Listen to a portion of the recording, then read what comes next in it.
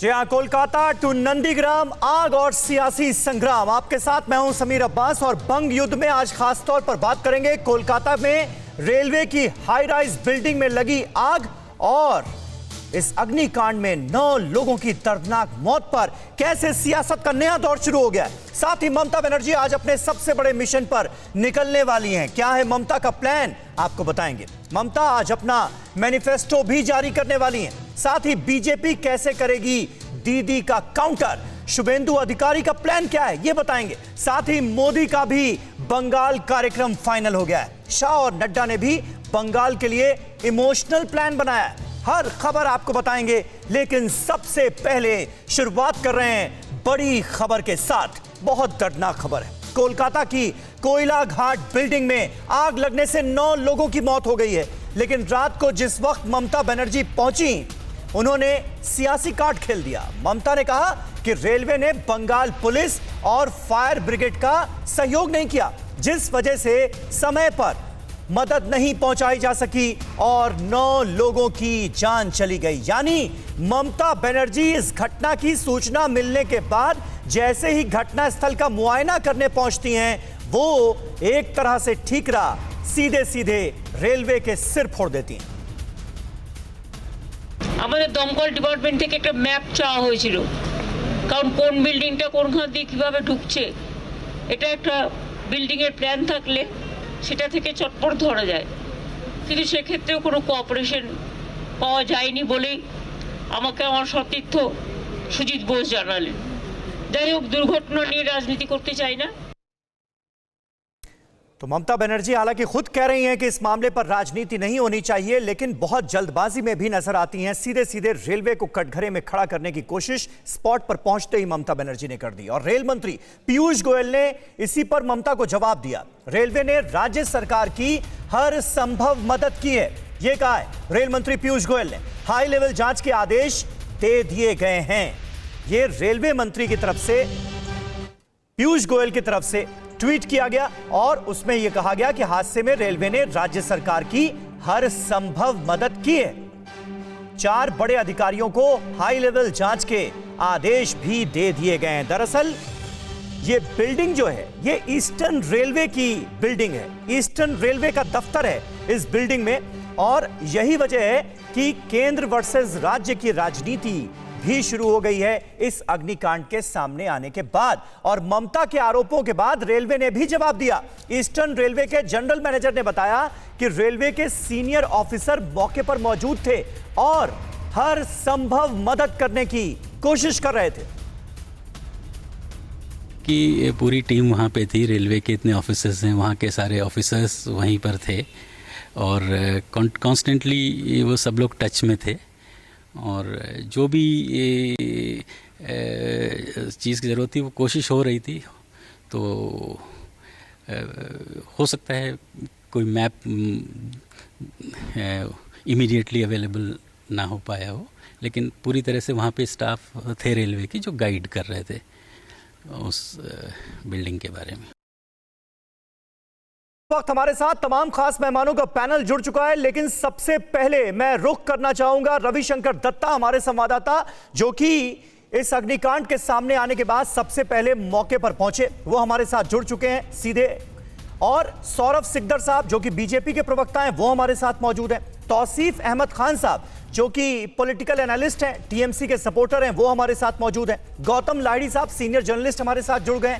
वहीं विवेक श्रीवास्तव साहब आज लेफ्ट पार्टियों का रुख रखने के लिए हमारे साथ मौजूद हैं। लेकिन रवि, सबसे पहले मैं आपके पास आऊंगा क्योंकि घटनास्थल पर इस खबर के सामने आने के बाद पहुंची ममता बनर्जी और उन्होंने सीधे सीधे रेलवे को कटघरे में खड़ा करने की कोशिश की। इतनी जल्दी फायर डिपार्टमेंट की तरफ से उन्हें ऐसा कौन सा इनपुट मिला था जिसके बाद उन्होंने ये बातें कही, या फिर इसे खालिस राजनीति माना जाए?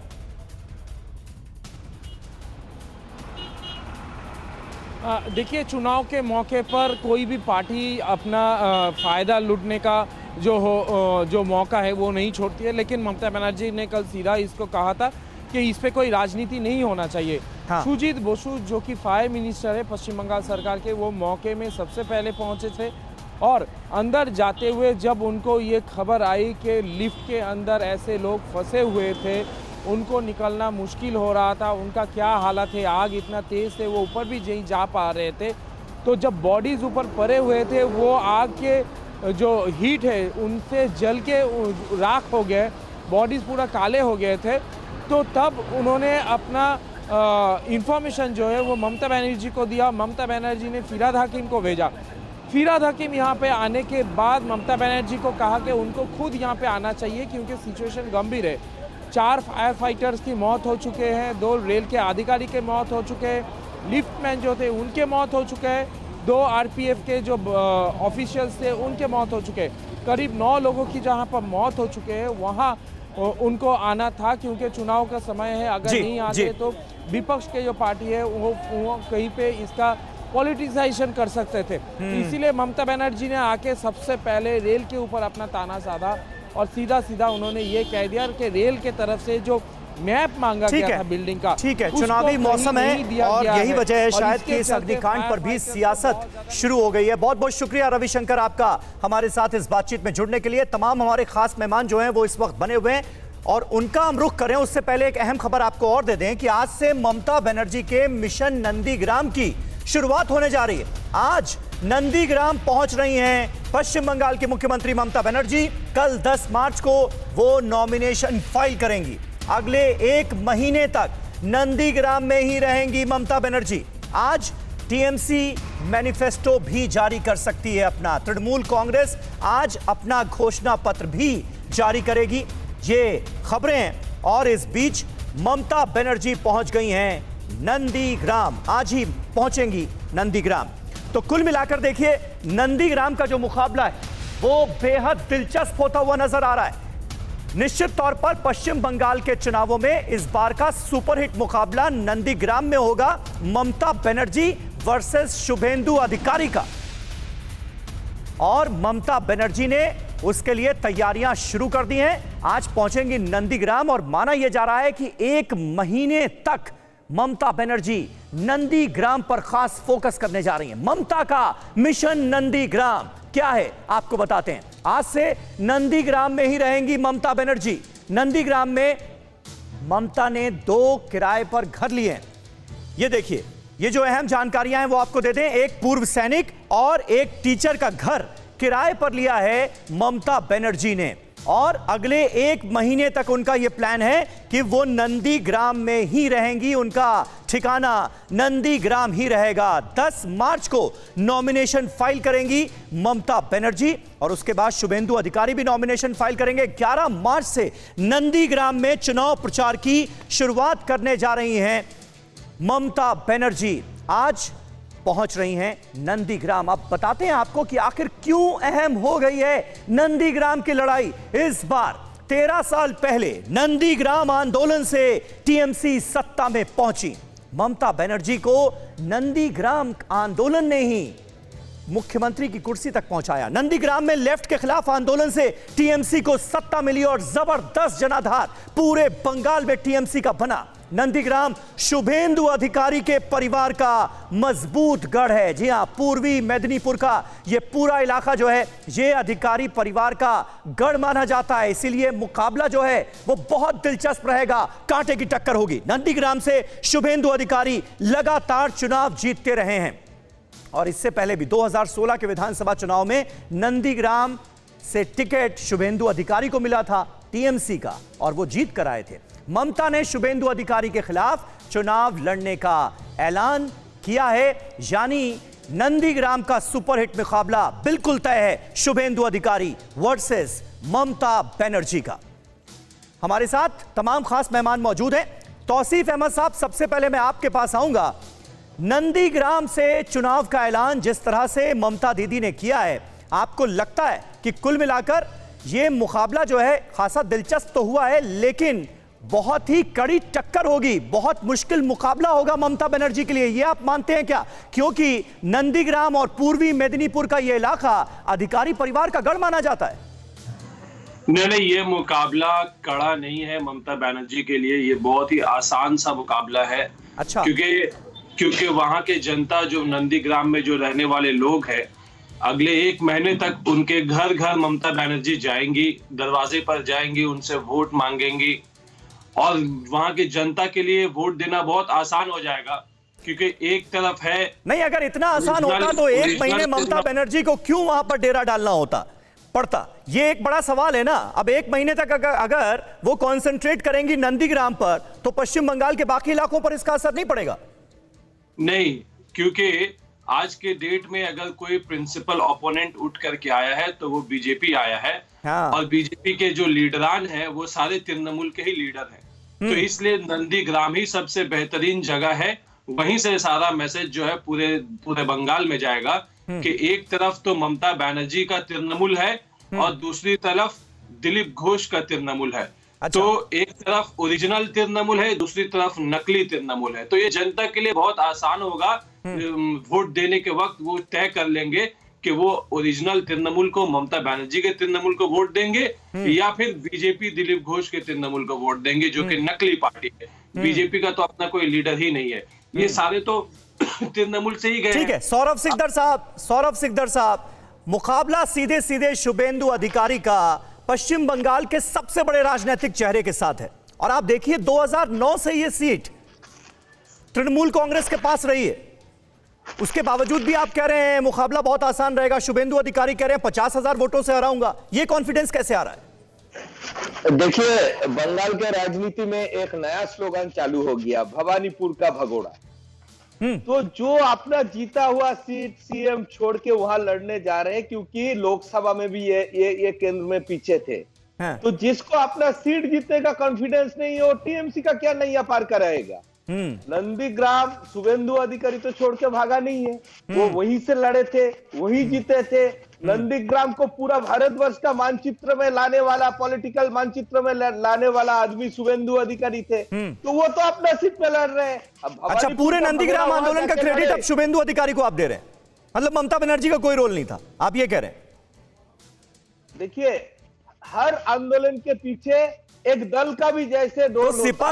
सिपा सलार शुभेंदु अधिकारी किसके थे? शुभेंदु अधिकारी जी ना खाली नंदीग्राम, हाँ। उस जिले में आप देख लीजिए, शुभेंदु अधिकारी आने से पहले टीएमसी का क्या रिजल्ट था और वो आने के बाद क्या रिजल्ट था। और जो कि हर डिबेट में चर्चा होता है कि कोई भी सेल्फ मेड मैन, कोई भी self made women, self respect है ऐसा कोई व्यक्ति तृणमूल में नहीं रह सकते, क्योंकि वो दल है ही नहीं। तो बनर्जी प्राइवेट लिमिटेड हो गया। गौतम लाडी साहब हमारे साथ मौजूद हैं। लाडी साहब देखिए, मुकाबला जो है वो कांटे का रहने वाला है, इसमें कोई शक नहीं है। लेकिन ममता बनर्जी का सीधे शुभेंदु अधिकारी को चुनौती देने के लिए नंदीग्राम पहुंचना, क्या एक बड़ी वजह नंदीग्राम का एम फैक्टर भी है? क्योंकि हम सब ये जानते हैं कि 30% मुस्लिम वोट बैंक वहां पर है और आमतौर पर यह वोट बैंक तृणमूल कांग्रेस के साथ माना जाता है। नहीं समीर भाई, आपने सही कहा। सबसे बड़ी बात है कि बंगाल में तृणमूल कांग्रेस के लिए जितना सेफेस्ट सीट है उसमें एक सीट है नंदीग्राम। 70% वोट मिला था शुभेंदु अधिकारी को। बिल्कुल। तो उसमें भले ही बीजेपी पिछले लोकसभा चुनाव में दूसरे स्थान में आए थे, लेकिन वो बहुत पीछे थे। बात यह है कि आपने जिससे कहा कि ममता जी अगर यहाँ पे 1 महीना रुक गए, मेरे ख्याल में ये तृणमूल कांग्रेस के लिए तो नुकसानदायक होगा। अगर दूसरी तरफ से शुभेंदु को भी उसी तरह उसी नंदीग्राम में 1 महीना रुकना पड़ेगा, शुभेंदु भी बाकी जगह जा नहीं पाएगा। इसलिए ये जो लड़ाई है ये डेफिनेटली बहुत ही दिलचस्प हो गया है। अब मुझे नहीं लगता है कि ममता बनर्जी 1 महीना यहाँ रहेंगे, ऐसे मुझे नहीं लग रहा है। शायद उसका कोई, उनका तो अपना लोग है, उसका टीम है, ऑर्गेनाइजर है, वो लोग काम करेंगे। वो चुनाव जब घोषणा किया था नंदीग्राम में, उन्होंने कहा था कि शायद मैं रोज आपके पास नहीं आ पाऊंगा, लेकिन हम जरूर आएंगे यहाँ। तो ये आज पर्चा, अगर आज देखिए पहले चरण का चुनाव का आज आखिरी दिन है पर्चा भरने का जी जी। और दूसरी चरण के लिए 12 मार्च है जो नंदीग्राम दूसरी चरण में आते हैं। तो पहला और दूसरी चरण में शुभेंदु अधिकारी ममता बनर्जी दोनों को एक जगह पे अगर रोक दिया गया तो ये एक दिलचस्प मुकाबला, तो सारे फोकस इसमें ही होगा। बिल्कुल सही बात है, बिल्कुल सही बात है। और विवेक श्रीवास्तव साहब का मैं रुख करूं लेफ्ट पार्टियों का रुख समझने के लिए, लेकिन उससे पहले बता दें कि ममता बनर्जी के खिलाफ शुभेंदु अधिकारी ने भी बड़ी तैयारी की है। 12 मार्च को नंदीग्राम से शुभेंदु अधिकारी अपना नामांकन पत्र दाखिल करेंगे। शुभेंदु के नॉमिनेशन में केंद्रीय मंत्री स्मृति ईरानी भी मौजूद रहेंगी। 12 मार्च को नंदीग्राम में केंद्रीय मंत्री स्मृति ईरानी मौजूद होंगी, यानी बीजेपी ने भी बड़ी तैयारी की है। और नंदीग्राम का जो संग्राम है उस पर खास नजर भारतीय जनता पार्टी की भी है, क्योंकि हम सब ये जानते हैं कि अगर शुभेंदु अधिकारी इस सीट से जीत जाते हैं तो इसका अंजाम क्या हो सकता है। ये सवाल और इसका जवाब निश्चित तौर पर तृणमूल कांग्रेस को भी बहुत परेशान कर रहा है। और यही वजह है कि तृणमूल कांग्रेस ने पूरी ताकत झोंकी हुई है और ममता बनर्जी तो बाकायदा 1 महीने तक अब नंदीग्राम में ही रहेंगी, आज पहुंच रही हैं। नंदीग्राम का वोट गणित इस बीच आपको समझाते हैं। कुल मतदाता जो है वहां पर, यहां पर नंदीग्राम में ये देखिए कुल मतदाता है 2,13,000 और इसमें से हिंदू मतदाता जो हैं वो हैं 1,51,000 यानी 70% और मुस्लिम मतदाता जो हैं वो हैं 62,000 यानी 30%। और ये जो 30% का वोट बैंक है, जो मुस्लिम वोट बैंक है, ये माना जाता है कि ये टीएमसी के साथ इंटैक्ट है। और यही वजह है कि ममता बनर्जी ने इस सीट पर भरोसा किया और इतनी कॉन्फिडेंट नजर आ रही हैं। उसका बहुत बड़ा रीजन ये 30% वोट बैंक है। जबकि बीजेपी की कोशिश ये होगी कि किसी भी तरह से 2,13,000 का 70% जो हिंदू मतदाता है उसको कंसोलिडेट किया जा सके, हिंदू वोट बैंक को कंसोलिडेट किया जा सके। ये पूरी कोशिश होगी बीजेपी की।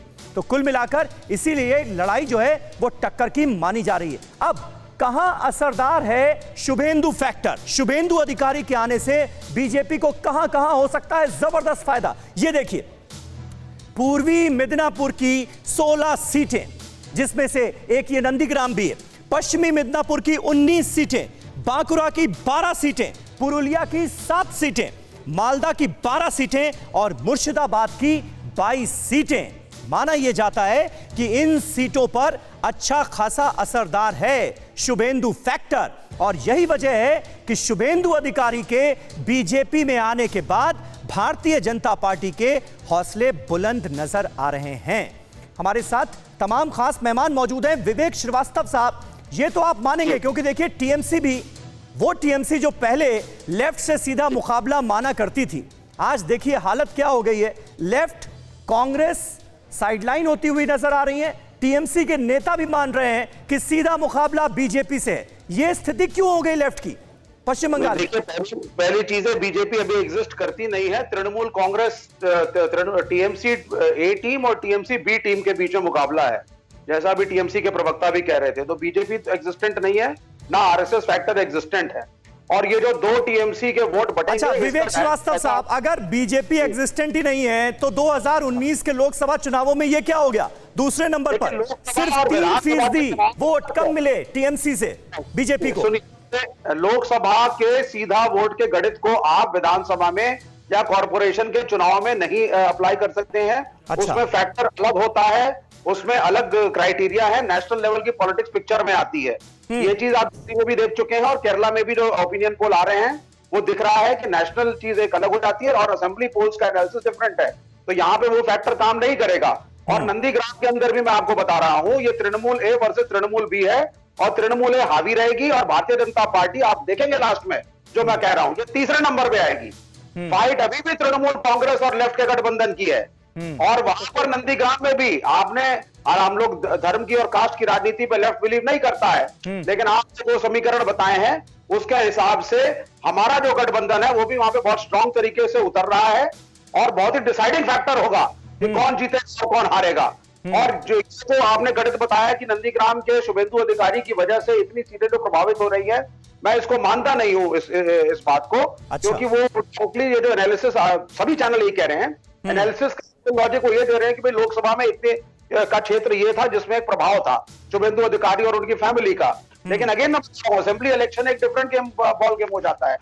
आपकी ब्रिगेड ग्राउंड की रैली में मोदी साहब अपने भाड़े के टट्टुओं की भीड़ को से भी भर नहीं पाए ब्रिगेड ग्राउंड को, लेकिन लेफ्ट के पास हमने कोई एक बड़ा चेहरा नहीं दिखाया है अभी, लेकिन हमारा चेहरा इतना स्ट्रांग है कि हमारी रैली सबसे सक्सेसफुल रही थी ब्रिगेड ग्राउंड के अंदर। अरे आपके पास चेहरा है क्या के दिखाएंगे? की जरूरत नहीं विवेक श्रीवास्तव साहब देखिए, चेहरे पर घेर लिया ना आपको। बीजेपी भी घेरेगी, टीएमसी भी घेरेगी। एक तरफ ममता बनर्जी, और अगर बंगाली चेहरे की बात कर रहे हैं तो बीजेपी के शुभेंदु अधिकारी। आपका चेहरा कौन? हमारा अरे एक मिनट सौरभ दा, एक मिनट विवेक श्रीवास्तव को बोलने दीजिए ना, जवाब देने दीजिए जी। विवेक जी बोलिए। ये चक्रवर्ती जैसे लोगों को एयरलिफ्ट कराने से कोई फायदा भारतीय जनता पार्टी को होने वाला नहीं है। भारतीय जनता पार्टी दूसरी और भी सबके पास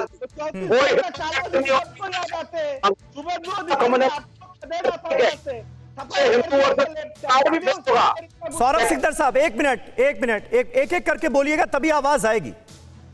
विवेक जी जल्दी से कंप्लीट करें अपनी बात, उसके बाद सौरभ दा आपका नंबर। मिथुन चक्रवर्ती जैसे लोगों को एयरलिफ्ट करने से फायदा नहीं होने वाला है। बंगाल की जनता बड़ी मैच्योर्ड है, पहले लेफ्ट में गए, फिर तृणमूल में गए, फिर तृणमूल से बीजेपी, फिर आइडियोलॉजिकली घन चक्करों से कुछ होगा नहीं। दूसरी बात, ये जितना मर्जी लोग हिंदू कार्ड की बात करें, बंगाल में कोई हिंदू कार्ड नहीं है। बंगाल की जनता सेकुलर है, हिंदू मुसलमानवाद में फंसने वाली नहीं है। आप देखिएगा सिलेंडर डीजल पेट्रोल के ऊपर चुनाव लास्ट में लड़ा जाएगा। ठीक है, हिंदू तौसीफ अहमद खान साहब, तौसीफ साहब जल्दी से अब ये बताइए कि ये एम फैक्टर जो है इसको कितना निर्णायक आप मान रहे हैं नंदीग्राम में, क्योंकि हर तरफ चर्चा यही है कि यहां पर 30% वोट बैंक को कंसोलिडेट करने की कोशिश है ममता बनर्जी की और उस पर भरोसा ज्यादा है, इसलिए नंदीग्राम का चुनाव किया गया है। नहीं देखिए, जो मुद्दा ममता बनर्जी उठा रही है वही मुद्दा सबसे ज्यादा इंपॉर्टेंट है कि गैस का दाम क्या हो गया है, पेट्रोल का दाम क्या हो गया है। दूसरी तरफ जो और एक इनबिल्ट है तृणमूल में एक फैक्टर, वो है factor W factor, women factor. महिलाएं जो है वो तृणमूल पार्टी के साथ है, ममता बनर्जी के साथ है। कल की रैली हुई थी, बड़ी शानदार रैली हुई थी अंतर्राष्ट्रीय महिला दिवस पे। आप देखिए कि असेंबली में अभी जो लिस्ट दिया गया कैंडिडेट का, उसमें 50 लगभग वुमेन कैंडिडेट है। 2019 के चुनाव में भी 40% तृणमूल की तरफ से वुमेन कैंडिडेट रही थी लोकसभा का चुनाव लड़ने के लिए। तो ये महिलाएं एक बहुत बड़ी फैक्टर है। बंगाल की सारी महिलाएं जो है वो ममता बनर्जी को वोट करने वाली है, तृणमूल को वोट करने वाली है। और उनके बाद ये जो पेट्रोल वाली महंगाई वाले फैक्टर है, गैस का जो बढ़ता हुआ दाम है, ये फैक्टर है, और मोदी जी का जो दुशासन है, उनके वजह से जो देश का जो हाल हुआ है, ये सारे मुद्दों पे लोग बीजेपी से हटकर तृणमूल को वोट देगी। लेकिन इन सारी बातों का जिक्र तो तौसीफ अहमद खान साहब आप लोगों ने 2019 के लोकसभा चुनाव में भी किया था। सिर्फ 3% वोट का अंतर रहा बीजेपी से और आपका। लोकसभा चुनाव में जो मुद्दे होते हैं, जो एक वेव होता है, असेंबली चुनाव में वो वेव नहीं होता। लोकसभा में सवाल ये पूछा जा रहा था कि मोदी जी का ऑल्टरनेट कौन है, मोदी जी के खिलाफ प्रधानमंत्री का चेहरा कौन है। और आज स्टेट के इलेक्शन में यही सवाल पूछा जा रहा है कि ममता बनर्जी का ऑल्टरनेट कौन है, कौन सा चेहरा बीजेपी देना चाह रही है जिसको वो चीफ मिनिस्टर बनाना चाहती है। आज तक तो बीजेपी ने किसी को चीफ मिनिस्टरियल कैंडिडेट नहीं बनाया। तो बंगाल की जनता क्यों डर रहे हैं ममता बनर्जी के खिलाफ मुख्यमंत्री पद का उम्मीदवार उतारने में? देखिए, हमारा पार्टी एक सिस्टमेटिक पार्टी है और जो है हम आपको 10 एग्जाम्पल अभी दिखा देंगे कि जहां पे सत्ता में आने के बाद हमने चीफ मिनिस्टर तैयार किया है। हमारा चीफ मिनिस्टर बंगाल का जनता है। बंगाल का जनता हमें जनादेश देगा और हम चीफ मिनिस्टर पार्टी का सिस्टम से तैयार करेंगे। हमें किसी को प्रोजेक्ट करने की जरूरत नहीं है। दूसरा है, मैं तब बीच में टोका था विवेक श्रीवास्तव जी को। देखिए, यहाँ पे एक समीकरण तो स्पष्ट है कि ये शुभेंदु अधिकारी जी के खिलाफ ममता बनर्जी के साथ लेफ्ट भी उसको साथ देगा, क्योंकि शुभेंदु अधिकारी जी ने लेफ्ट को भी वहां से खदेड़ दिया था, डिमोलिश कर दिया था, और इस बार टीएमसी को करने जा रहा है। तो इसीलिए आज जो है शुभेंदु अधिकारी सबके गले का काटा हो गया है। और शुभेंदु अधिकारी जी तो बार बार बोल रहे हैं कि आप लोग ए टीम, बी टीम, सी टीम का बात कर रहे हो, तो सीधा एक ही बात बोल रहे हैं कि कोई भी आदमी स्वाभिमान लेके टीएमसी में नहीं लड़ सकते। लेफ्ट का यह एग्जिस्टेंस नहीं है। विवेक श्रीवास्तव जी आएंगे तो मैं पहले भी जैसे बोला एक बाइनोकुलर में उनको गिफ्ट करूंगा, आप लेफ्ट को ढूंढते रहिएगा। कोई भी सर्वे में आपका गठबंधन को 20-30 सीट नहीं दिखा रहा है। तो ये फाइट जो है ये तो सीधा टीएमसी और भाजपा का है। और नंदीग्राम में मैं फिर से दोबारा बोलता हूँ, शुभेंदु अधिकारी से लेफ्ट भी इतना डरे हुए हैं जैसे उसका सफाया किया था। लेफ्ट भी इस बार सपोर्ट करेंगे ममता बनर्जी को वहां पे। चलिए ठीक है, बहुत जबरदस्त भरोसा किया है आप लोगों ने शुभेंदु अधिकारी पर। इसके नतीजे क्या होते हैं ये देखने वाली बात होगी। लेकिन इस बीच प्रधानमंत्री नरेंद्र मोदी का अगला बंगाल दौरा हो गया है तय। 18 और 20 मार्च को बंगाल में रहेंगे प्रधानमंत्री नरेंद्र मोदी। 18 मार्च को पुरुलिया में पीएम मोदी की रैली होने जा रही है और इसके बाद 20 मार्च को काकद्वीप में रैली करेंगे प्रधानमंत्री नरेंद्र मोदी। ये जानकारी सामने आ रही है प्रधानमंत्री नरेंद्र मोदी के दौरे को लेकर। सौरभ दा, मैं एक बार फिर आपके पास आऊंगा। कोशिश तो लगातार यही है ना कि एक तरफ ममता बनर्जी और दूसरी तरफ नरेंद्र मोदी का चेहरा। नहीं, नरेंद्र मोदी जी का ममता बनर्जी से क्या मुकाबला करना है? वो पूरा देश का लीडर है। बंगाल में तो लेकिन यही कर रहे हैं आप लोग। अब देखिए, नरेंद्र मोदी जी हमारा भारतीय जनता पार्टी का सबसे जनप्रिय लीडर है। हाँ। तो नेचुरली यहाँ पे इलेक्शन हो रहा है, वो तो आएंगे, हमारा कार्यकर्ता का हौसला बढ़ाने के लिए आएंगे। नहीं, ये बात इसलिए मैं पूछ रहा हूं आपसे क्योंकि सौरभ दा बार बार ये कहा जा रहा है कि ममता बनर्जी के खिलाफ अगर आप अपने स्टेट लीडर्स में से किसी को आगे करते, उसका चेहरा आगे रखा जाता तो मुमकिन है इसका नुकसान हो सकता था बीजेपी को। इसलिए प्रधानमंत्री नरेंद्र मोदी के चेहरे पर आप लोग चुनाव लड़ रहे हैं। हम तो हर चुनाव भाई साहब पूरा भारतवर्ष में प्रधानमंत्री नरेंद्र मोदी का चेहरे पे ही लड़ते हैं क्योंकि प्रधानमंत्री नरेंद्र मोदी जी हमारा सबसे लोकप्रिय लीडर है देश के। हाँ। तो आज बंगाल भी उससे अलग तो है नहीं, बंगाल तो देश के बाहर है नहीं, लेकिन ममता बनर्जी से उसका क्या तुलना है? वो पूरा देश का नेता है। ममता बनर्जी बंगाल में जूझ रही है अपने एग्जिस्टेंस को बचाने के लिए। अब ये चुनाव लड़ रहे हैं तृणमूल कांग्रेस को हटाने के लिए और यहाँ पे। ठीक है गौतम लाडी साहब, ये बताइए चेहरों को आगे करके जिस तरह से अब चुनावी माहौल में पार्टियां अपनी रणनीति बनाती हुई नजर आ रही हैं, इसका फायदा होता हुआ नजर आ रहा है या आप ये अभी भी मानेंगे कि पश्चिम बंगाल के लोग जो हैं वो अपने राज्य के जो अहम मुद्दे हैं, क्या स्थिति है, उनको लेकर ही वोट करेंगे इस बार? ये भाजपा का तरफ से तो निश्चित तौर पे राज्य सरकार का जो कामकाज है, उसका जो फेल्योर्स है उसको सामने ला रहा है। और ममता के तरफ से ये केंद्र सरकार का जितना कामयाबी है वो उजागर कर रहा है, जैसे पेट्रोल डीजल भाव, गैस का भाव, ये सब। तो ये ना हो जाए। देखिए, सारे जो 5 राज्य के चुनाव में पश्चिम बंगाल का चुनाव इतना दिलचस्प हो गया कि लग रहा है कि केंद्र बनाम राज्य का लड़ाई है। तो इसलिए ये एक डर है, रिस्क है कि ये ना तो एक रेफरेंडम बन जाए। अगर इन चुनाव नतीजा में ममता बनर्जी जीत गए, बहुत बड़े लीडर के रूप में देश में उभर के आएंगे। अगर हार गए तो ये पश्चिम बंगाल एक जगह है जहां पे कभी भाजपा सोच नहीं सकते है। उस जगह पे अगर भाजपा कब्जा करते हैं तो भाजपा के लिए सारे जिंदगी भर में जितना जहां से शुरू किया था श्यामा प्रसाद मुखर्जी से, वो एक बहुत बड़ा कामयाबी माना जाएगा। वो श्रेय जाएगा नरेंद्र मोदी को। तो इसलिए वहां के राज्य का जो उसका मुख्यमंत्री है कोई ममता बनर्जी, उसका अल्टरनेटिव होना एक जरूरी है। तो आजकल चुनाव प्रेसिडेंशियल फॉर्म ऑफ इलेक्शन हो गया है। मतलब नरेंद्र मोदी जी तो बंगाल का मुख्यमंत्री नहीं बनेंगे, सबको पता है। उनका चेहरा से लोग आते हैं, वोट भी देते हैं। तो ये एक लड़ाई जो है पश्चिम बंगाल का चेहरा ममता बनर्जी, प्रधानमंत्री नरेंद्र मोदी के बड़े और चुनाव जिताऊ चेहरे का असर तो पड़ेगा बीजेपी पर ना, मानेंगे आप? नहीं, आप सुनिए एक मिनट। पार्टियां 2 प्रकार की होती हैं, कैडर बेस्ड होती हैं और एक पॉपुलिज्म बेस्ड होती हैं। कैडर बेस्ड पार्टियां अलग तरीके से काम करती हैं। 2004 के अंदर अटल बिहारी वाजपेयी सबसे बड़ा नाम थे देश में और इंडिया शाइनिंग का कैंपेन चल रहा था, लेकिन चुनाव हुआ और हारे और डॉक्टर मनमोहन सिंह जो कि एक फेस थे भी नहीं, उनको उभारा गया और लेफ्ट ने खड़ा करके यूपीए को समर्थन दिया 5 साल। तो ये जो लेफ्ट की राजनीति है इसको आपको समझना पड़ेगा। ये पूंजीपतियों से पैसा लेकर 4 रैली कर दी, धमाका कर दिया, वो मीडिया को बुला दिया, इससे नहीं होती, हमारी बड़ी कैडर बेस्ड राजनीति है। और मैं फिर आपको कह रहा हूं, आपको बड़ा सरप्राइज फैक्टर मिलेगा जब रिजल्ट आएंगे। बीजेपी तीसरे नंबर पर जाएगी और उसके दो बड़े कारण है। हिंदू कार्ड बंगाल में नहीं चलेगा, बंगाल की जनता कम्युनल नहीं है, वहां पे हिंदू मुसलमानवाद नहीं होने वाला।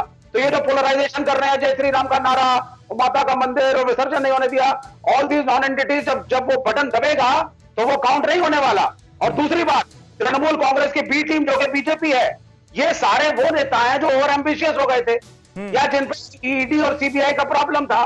तो ये ओवर एम्बिशियस नेता अपने आपस में भी लड़ रहे हैं। चाहे मुकुल रॉय और बड़ा नेता है, मुझे बता दीजिए, तृणमूल ये मुकुल रॉय बड़े नेता है, दिलीप घोष बड़े नेता है, या शुभेंदु अधिकारी बड़े नेता है, अर्जुन सिंह भी घुसे पड़े हैं। तो इनमें आपस में मारकाट चल रही है अभी।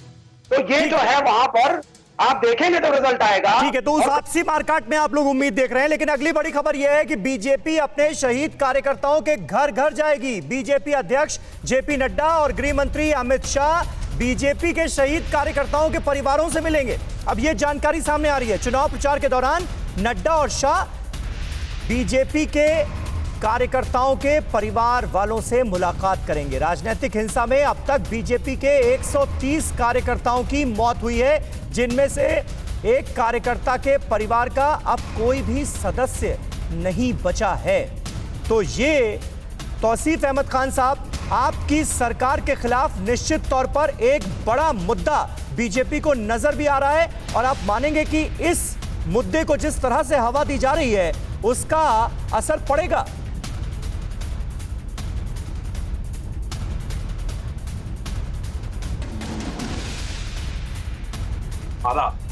अगर इन बातों में सच्चाई होती तो फिर बीजेपी वाले उन्हीं तृणमूल के नेताओं को अपने पार्टी में नहीं लेते। और अगर अपने पार्टी में वो ले चुके तो सबसे पहला सवाल तो वहीं पे परिवार वाले उनसे करेंगे। जो भी अभी बीजेपी की तरफ से कौन जाएगा? मुकुल रॉय जाएंगे, शुभेंदु अधिकारी जाएंगे, राजीव बैनर्जी जाएंगे, दालमिया जाएंगे, कौन जाएगा? तो वहीं पे तो वो परिवार वाले खुद उनसे सवाल करेंगे कि आप ही लोगों ने मारा। लेकिन सवाल तो आपकी सरकार पर है ना तौसीफ अहमद खान साहब। 10 साल से सत्ता में किस पार्टी की सरकार है? कानून व्यवस्था किसके जिम्मे है? सरकार वो लीडरों से अलग नहीं होता। सरकार बोल करके कोई अलग आदमी नहीं होता, लीडर अलग आदमी। जो भाई आपके राज्य में बंगाल में इतनी राजनीतिक हिंसा क्यों हो रही है? हर पार्टी के कार्यकर्ता क्यों मारे जा रहे हैं? आपकी पार्टी के भी कई कार्यकर्ता मारे गए। आपने आरोप बीजेपी पर लगाया, बीजेपी वाले आप पर लगा रहे हैं, लेकिन अल्टीमेटली हिंसा तो हो रही है ना, उसकी जिम्मेदारी किसकी? नहीं, हिंसा अगर कहीं पे होती है, कहीं पे किसी का पर्सनल दुश्मनी है, कहीं किसी का कोई पैसों के लेकर झगड़ा है, जमीन को लेकर झगड़ा है, कहीं पर की बात ना कीजिए ना। इक्का दुक्का घटनाएं नहीं सामने आई ना। 130 कार्यकर्ता बीजेपी के मौत के घाट उतार दिए गए। पर्सनल दुश्मनी के वजह से अगर कहीं पे कोई आत्महत्या कर लिया, कह दिया कि इसे जो है तृणमूल ने मार दिया, बीजेपी ने मार दिया, ऐसे नहीं होता। देखिए, जहां पे जो केस हुए हैं, जहां पे जिस लेवल में हिंसा हुई है, हिंसा की हम लोग खंडन करते हैं। कोई सरकार या कोई पॉलिटिकल पार्टी को मैं नहीं कहता कि कोई बड़ा नेता जो है वो कहेगा कि हाँ जाओ हिंसा करो, सिवाय बीजेपी के दिलीप घोष, उन्होंने पब्लिक रैली में कहा है अपने बीजेपी वर्कर से कि जाओ तृणमूल के लोगों को मारो, तृणमूल के लोगों को शमशान घाट भेज दो, अस्पताल भेज दो, हाथ तोड़ दो, पैर तोड़ दो। इस तरह की भाषा दिलीप घोष ने ओपन मंच से किया है। ऐसा भाषा आपको तृणमूल के किसी नेता से आपको नहीं मिलेगा। तो सवाल उन पे ही खड़ा होगा। सौरभ दा, इसका क्या जवाब है? की बात उठाएंगे तो सवाल ये उठेगा कि आप लोग अगर ये बात में अगर सच्चाई होती तो वो दिलीप घोष के जो है कभी भी तृणमूल से नेताओं को अपने पार्टी में नहीं आने। ठीक है तौसीफ खान साहब, सौरभ दा बोलिए। वो तो आपके दावे को ही झुटला रहे हैं। नहीं, देखिए, मैं आप ही का बात से शुरू करना चाहता हूं कि सरकार का मुख्यमंत्री ममता बनर्जी है। ममता बनर्जी टीएमसी नेत्री नहीं थी, खाली बंगाल का मुख्यमंत्री भी थी और होम मिनिस्टर भी थी। 138 से ज्यादा परिवार हमसे अपना बेटा छीना गया है। और ये तौसीफ जी, आपको याद दिला देता हूं, 15 अगस्त का दिन नेशनल फ्लैग लहराने के लिए भी गोली खाए हैं हमारे कार्यकर्ता। चीफ मिनिस्टर जो कि यहाँ का होम मिनिस्टर भी है, उसका रोल क्या थे? आप दूसरों के ऊपर उंगली उठा रहे हो। ये तो उसका जिम्मेदारी थे कि सबको सुरक्षा दे। राजनीतिक हिंसा बंगाल में क्यों इतना होगा? हम तो इतने जगह सरकार चलाते हैं। राजनीतिक हिंसा वहां पे दिखाई है कि कोई अपना पार्टी का झंडा उठाने के लिए किसी का हत्या कर दिया गया। अब गणतंत्र में का विश्वास ही नहीं है। और ये जो तुष्टीकरण का राजनीति बोल रहे हैं, विवेक जी बड़े बड़े लेक्चर दे रहे थे बंगाल में, वो नहीं होता है, धर्म से राजनीति होता है। कल का छोकरा अब्बास को पैर पकड़ के क्यों उठाया था ब्रिगेड में? तुष्टीकरण का राजनीति करने के लिए कि किस लिए? अब्बास इस्लामिक स्टेट की मांग रहे हैं, आप हिंदू राष्ट्र के लिए खड़े हैं। उसको किस लिए उठाए थे? ठीक है सौरभ जी, आप ही का जवाब दे रहे हैं विवेक जी। विवेक जी बोलिए, विवेक श्रीवास्तव। जवाब दे देता हूं जी। भगवा तो स्वामी अग्निवेश भी पहनते थे और आचार्य प्रमोद कृष्णन भी पहनते हैं, लेकिन वो कम्युनल नहीं है, सेक्युलर है। तो भगवा पहनने से या मुसलमान की टोपी लगा लेने से कोई कम्युनल नहीं हो जाता, पहली चीज। अरे अगर आप इंडिया ये को भी बोल रहे हैं कि कल को वो तैयार करेगा कि मुख्यमंत्री कौन होगा अगर सपने में भी आप लोग सत्ता में आए। ठीक है, एक एक करके सौरभ जी, एक एक करके विवेक जी जल्दी से। अब दूसरी बात, आप लोग आरएसएस वाले कहते हैं कॉन्स्टिट्यूशन मान्य नहीं है, हम तो हिंदू राष्ट्र लाएंगे। आप तो हिंदू राष्ट्र की बात करते हैं, चाहते हैं बाबरी मस्जिद को डिमोलिश कर देते हैं। अब्बास जी ने ऐसी कोई बात नहीं करी। अब्बास जी और आईएसएफ कह रहा है चलिए ठीक है विवेक श्रीवास्तव जी, बहुत बहुत शुक्रिया। सौरभ जी आपका भी बहुत बहुत शुक्रिया। गौतम लाडी साहब, तौसीफ अहमद खान साहब, ये चर्चा ना कहीं और पहुंचती हुई नजर आ रही थी, इसलिए ब्रेक लेना ज्यादा बेहतर होगा। बहुत बहुत शुक्रिया आप सभी का हमारे साथ बातचीत में जुड़ने के लिए। लेकिन नंदीग्राम पर निश्चित तौर पर रहेगी सबकी नजरें, जहां शुभेंदु अधिकारी टक्कर देते हुए नजर आ रहे हैं सीधे ममता बनर्जी को, और ममता बनर्जी आज पहुंच रही हैं नंदीग्राम, अगले 1 महीने तक वहीं रहेंगी। इससे आप अंदाजा लगा सकते हैं कि नंदीग्राम टीएमसी के लिए भी कितनी बड़ी चुनौती बन चुका है। परवाह देश की, सोमवार से शुक्रवार रात 10 बजे TV9 भारतवर्ष पर।